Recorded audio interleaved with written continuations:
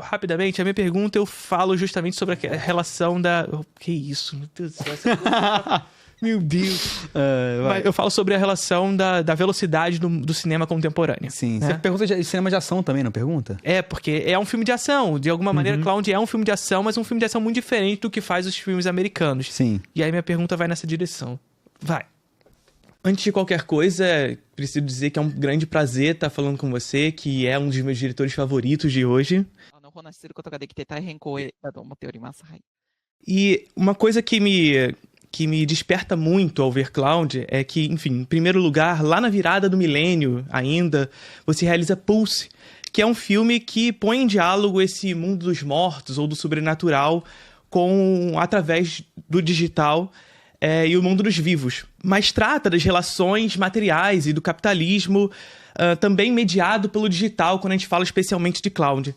Como você enxerga o seu filme, que tem por característica planos mais econômicos, característica de estilo muito própria dos seus filmes, mais alongados, mesmo em momentos de conflito, porque a gente está falando de um filme aqui que você mesmo disse que gostaria de realizar um filme de ação, mas você se utiliza desses planos mais econômicos, mais alongados, num cinema hoje cada vez mais ansioso, mais veloz. カイロの時と今では、同じようにインターネットという素材を扱っていますけど、だいぶ違った扱いをしています。25年前ですね。25年前は、すごく、カイロという映画は、ホラー映画でしたけども、インターネットというのは、一つのホラーなり、あるいはファンタジーなりが、ファンタジーのようなドラマが形作られる一つのきっかけとして、カイロのようなフィクションを作ったんですけども、今はものすごくありふれたものです。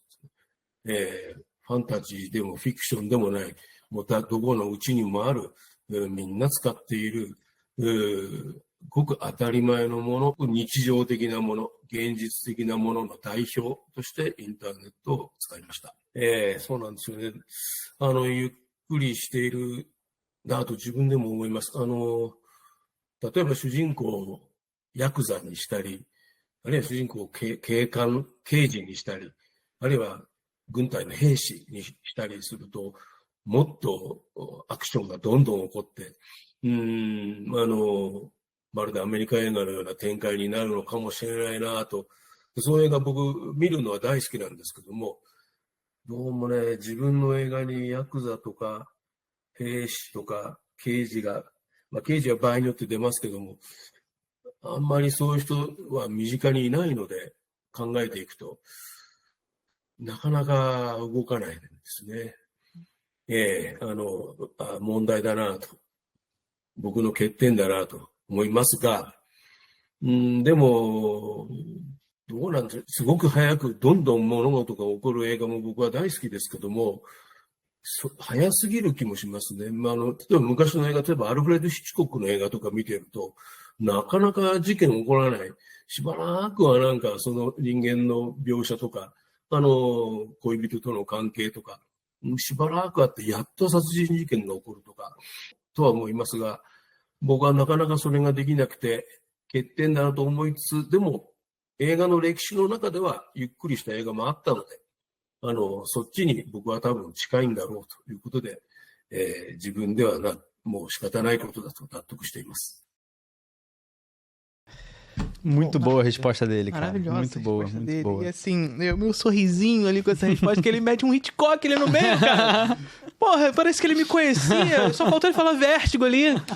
Tudo depois de Vértigo é Vértigo. Cloud depois de... Vertigo. Porra, mete um Vértigo ali. Vertigo. Tudo depois de Cloud é Cloud agora. Porra, ele pica. Mas é muito bom ele falando sobre essa diferenciação, porque você pensa, a internet, você abordar algo relacionado à internet nos anos 2000 e no final dos anos 90, é uma coisa, porque tudo era muito novo, existia muita novidade o tempo todo, então trazia esse temor junto. Não faz sentido esse temor no cinema de hoje, né? Então, o próprio cinema de ação dele, mas quando ele faz um sci-fi ou quando ele faz um terror também, é uma coisa muito mais material, porque essas coisas já estão totalmente integradas à nossa realidade hoje em dia. Sim. Eu fiquei preso na outra parada. Mas sim, é isso. Ele faz um filme de ação, né? Pra quem vê, vai perceber que é um filme de ação. Assim, o filme começa com um mistério. Tem uma coisa de time ali, né? Do filme anterior dele, o Chime. Né? Tem uma coisa de Chime ali no sentido do mistério, você não sabe de onde vai surgir, porque o que eu acho que o Kurosawa tem muito essa característica também. Existe alguma coisa que tá ali que é um problema. A câmera sempre parece estar escondendo alguma coisa. Tá escondendo. O filme é muito real, mas ao mesmo tempo tá sempre alguma coisa que você sabe que tá errada. Uma estranheza, né? Uma estranheza que tá sempre ali alguma coisa errada pairando. E aí tem um momento específico no filme que o filme vira. E essa virada leva o filme pra um filme de ação, né? Mas o filme de ação nos moldes dele, né? Você não vai ver o The Rock correndo com um fuzil na mão e dinossauros atrás, sabe? Picotado, com uma montagem super picotada. Não, o Kiyoshi Kurosawa, ele é notabilizado por ser um diretor muito econômico nos planos. Portanto, a decupagem de cena dele é uma decupagem de 4 ou 5 planos por cena. É uma coisa bem pensada, né? Aquele negócio de pensar o plano, que a gente sempre fala aqui no nosso programa, né? E aí a minha pergunta foi justamente nessa direção, entendendo o cinema contemporâneo como esse cinema super ansioso, hiperestimulante, que precisa estar estimulando o espectador, senão ele para de assistir, ele não consegue mais prestar atenção nas coisas, se não por esses hiperestímulos e essa ansiedade, caso contrário, ele vai entrar em contato com outras telas. E a minha pergunta foi muito nessa direção até para entender esse processo, né? Porque é um filme que trata sobre digital, né? E o cinema está muito imbricado nessas lógicas do digital porque as pessoas não conseguem mais prestar atenção na tela principal porque ela precisa da próxima. Sim. De uma segunda. E aí o filme precisa mudar para poder capturar a atenção desse espectador. Só que eu acho que o Kurosawa, de alguma maneira, sendo esse diretor super econômico, sendo esse diretor que trabalha o plano de maneira pensada, que decupa as suas cenas com poucos planos, ele de alguma maneira é resistência nesse cinema de ansiedade. Sim, total. Sabe? Pra poder fazer o cinema que ele faz, do jeito que ele faz. E aí é muito interessante porque ele fala que esse talvez seja um defeito meu. Ele fala que é muito humildinho. Fazer um cinema mais lento, mais econômico, talvez seja um defeito meu. Aí não tá nem aqui na resposta, mas depois eu falei pra ele, não, cara, eu acho que essa é a sua maior qualidade, na verdade.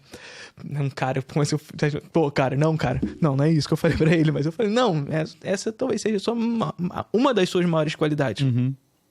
Que é justamente conseguir ser reativo a esse cinema de ansiedade, inclusive, através desse cinema mais reativo e mais econômico, conseguir comunicar com o espectador até mesmo o que ele quer falar. Sim, e causar uma tensão, né? Sim. Que o cinema americano precisa chegar em uma apelação de cortes e velocidade que ele não precisa para chegar numa tensão até maior.